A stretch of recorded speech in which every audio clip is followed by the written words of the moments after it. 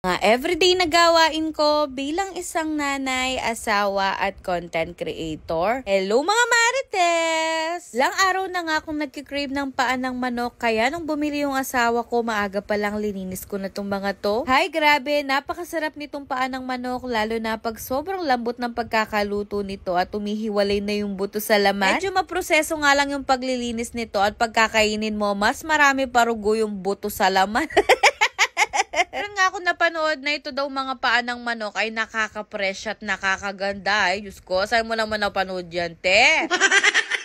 Collagen daw yung paa ng manok, kaya nakaka-fresh at nakakabata daw to. Ano ko? Ay, Diyos ko, kaya nung napanood ko yun sa TV, madalas na ako rugong kumakain ng paa ng manok. Pero parang wala naman nagbabago sa itsura.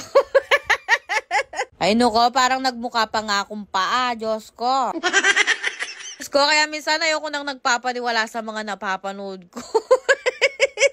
Kaya mas naniniwala akong gaganda at pe-fresh ako pag malaki na yung binibigay na pera ng asawa ko sa akin. Gaganda ka talaga pag marami kang pera. Pero pag wala kang pera, ay malulosyang ka na, matwa ka pa itsura. Kaya tis-tis na muna marites, gaganda ka naman baka sakali kempani na prugo. Habang hinihintay ko lumambot yung mga paa ng manok, nilabhan ko na muna tong mga uniform ni Zoe. Ilang araw na lang kasi may pasok na siya, kaya kailangan mai-prepare ko na ito. Sakto nga habang naglalaba ako, merong dumaang nagtitinda ng dahon ng ampalaya, kaya bumili na ako. Ilang araw na kasing puro karne yung ulam namin, buti na lang na tiyempuan ko tong naglalako ng dahon ng ampalaya. Siguro naman dito sa mga dahon ng ampalaya magiging fresh na ako kahit 1/4 lang rugo. Ay kay marites, puro ka pa fresh, maglaba ka na rugo, wag ka nang mangarap. Sakto naman pagkatapos kong maglaba, malambot na nga itong mga paa ng manok at pwede na nga itong igisa. Pag nanay ka talaga, kailangan madiskarte at flexible ka para mabilis mong matapos yung mga gawain sa bahay. Kung pabagal-bagal ka, hindi mo na maaabutan yung chismis dun sa labas. Ay, Diyos ko, kung yung pera yung nakakaganda at nakaka-fresh, chismis naman yung nakakabuhay sa katawang lupa ko, Ay, mindredos ka, marites, loko. Kaya kailangan mabilis ka talagang magtrabaho sa bahay para pag oras na ng chismisan, ay hindi tayo malilate. Mahirap na, baka may malaktawan tayong chismis at magpaiba-iba pa yung kwento natin. Chares!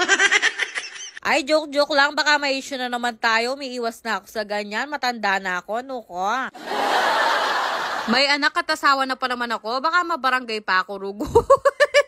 Ay, kaya pag may issue-isyong ganyan, wag na natin patulan. Ipagpasa Diyos na lang rugo natin. Focus na lang tayo sa pamilya at sa mga goals natin. Diyos ko, wala tayong mapapala sa ganyan. Diyos ko, sa dami pa muna mga gawain ko sa bayo. Unayan ko pa bang isipin yan? Naku, rugo mayari Kenny. Rugoy marites, ikaw na rugo yung nagluto, naglaba, ikaw pa rugo yung magugas ng plato, Pero kahit ganun pa man, nag-e-enjoy naman ako dito sa ginagawa ko. Dahil kahit magreklamo naman ako pa rin maglilinis rugo dito.